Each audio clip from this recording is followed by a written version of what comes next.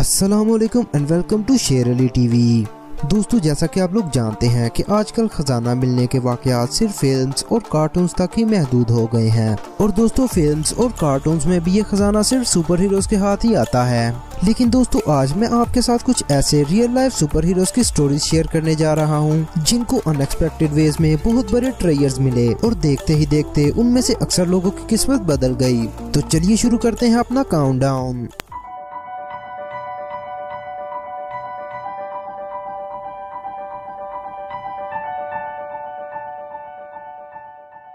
दोस्तों, नंबर 7 पर हम बात करेंगे अनकवर्ड ट्रेयर ऑफ एंशिएंट हिस्ट्री की।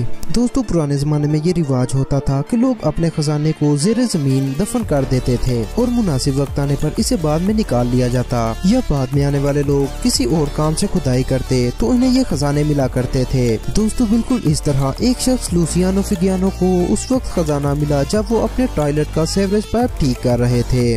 दोस्तों, लुसियानो अपने 2 बेटों के साथ ये काम सरअंजाम दे रहे थे तो उन्हें सीवरेज पाइप के लिए जमीन में खुदाई करना पड़ी। लेकिन दोस्तों, जब उन्होंने ज़ेरे जमीन देखा तो वहाँ पर एक कमरानुमा चैम्बर मौजूद था जिसमें काफी कीमती पत्थर पड़े हुए थे।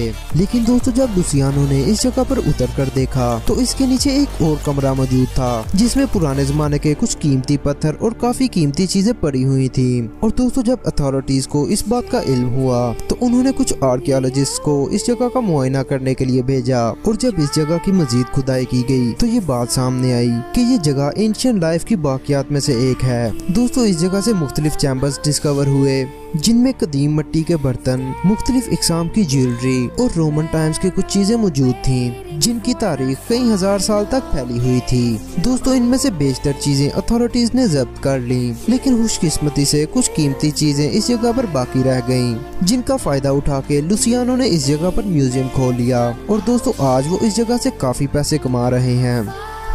Number 6, inside a piano. दोस्तों, एक लड़के को अपने पियानो में पैसे स्टोर करने की आदत थी और ये पैसे भी गोल्ड कॉइन की सूरत में होते थे। दोस्तों, उस लड़के की मौत के बाद ये पियानो एक फैमिली के पास पहुंचा। दोस्तों, वो इस पियानो को इस्तेमाल नहीं करते थे और जब उन्होंने अपने घर की एक्स्ट्रा चीजों को निकालना शुरू किया तो इस पियानो को भी बिशॉप्स कैसल कम्युनिटी कॉलेज को डोनेट कर दिया। और दोस्तों, जब कॉलेज ऑफिशियल्स ने इसकी सर्विस के लिए एक टेक्नीशियन को बुलाया और उस टेक्नीशियन ने इस पियानो को खोला तो इसके अंदर से कपड़े के पैकेट्स में 5.5 लाख यूरोस की मालियत के गोल्ड कॉइन्स मिले। दोस्तों, इन गोल्ड कॉइन्स को कॉलेज ऑफिशियल और टेक्नीशियन ने 50-50 डिवाइड कर लिए, लेकिन बदकिस्मती से उस फैमिली को इसमें से कुछ नहीं मिल सका। दोस्तों, अगर उन्हें इस चीज का इल्म होता कि इस पियानो में इतने कीमती कॉइन्स मौजूद हैं तो वो इसे कभी डोनेट नहीं करते। Number 5, gold in the tank.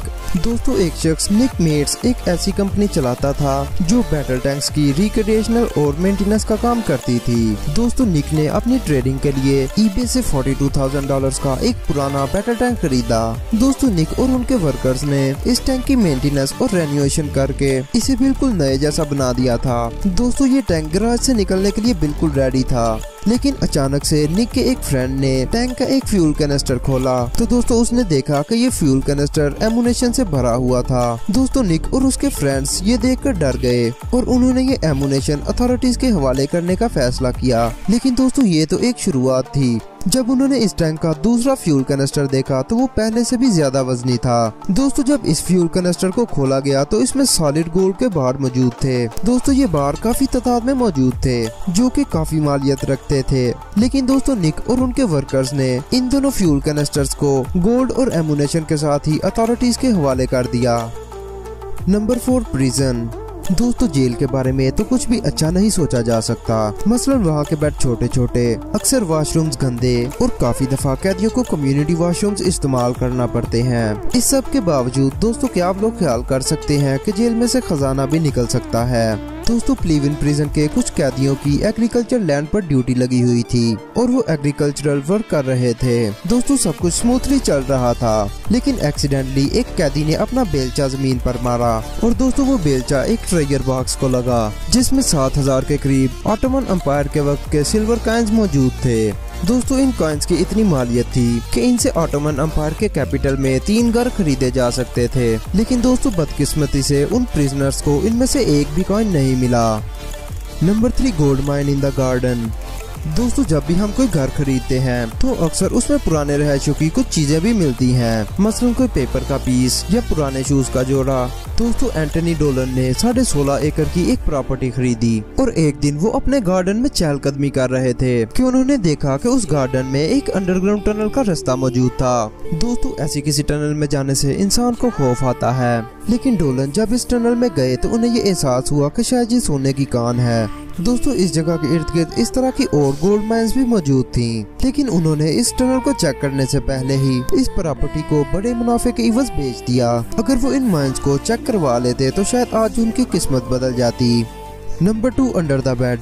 दोस्तों अक्सर औकात हमें कोई भी कीमती चीज मिले, चाहे वो कोई स्टोन हो या कोई पर्ल हो, तो हम उसे अपने बेड के नीचे लाकर फेंक देते हैं। दोस्तों एक दफा फिलीपाइंस के एक माहीगीर का एंकर एक स्टोन में बुरी तरह फंस गया, तो जब उसने पानी में उतर के देखा तो उसे ये स्टोन काफी खूबसूरत लगा। तो दोस्तों वो इसे उठाकर अपने घर में ले गया, जहाँ तकरीबन 10 साल तक ये स्टोन उसके बेड के नीचे पड़ा रहा। लेकिन दोस्तों एक दिन उसने ये निकालकर अपनी आंट को दिया, जो कि एक गवर्नमेंट पोस्ट पर थी, और उन्होंने इसकी इंस्पेक्शन करवाई, जिससे ये बात सामने आई कि ये स्टोन नहीं एक पर्ल था जिसकी कीमत $100 मिलियन से भी ज्यादा थी। Number 1, N inexpensive painting. दोस्तों हम में से अक्सर लोग सेकंड हैंड चीजों को तरजीह देते हैं। इसी तरह एक शख्स हमेशा सेकंड हैंड पेंटिंग्स खरीदा करता था। दोस्तों एक दिन उसने अपनी फ्ली मार्केट से खरीदी हुई पेंटिंग को फिक्स करने के लिए उसका कैनवस हटाया तो उसमें से एक स्टफिंग निकली जो एक लार्ज पेपर की तरह नजर आती थी।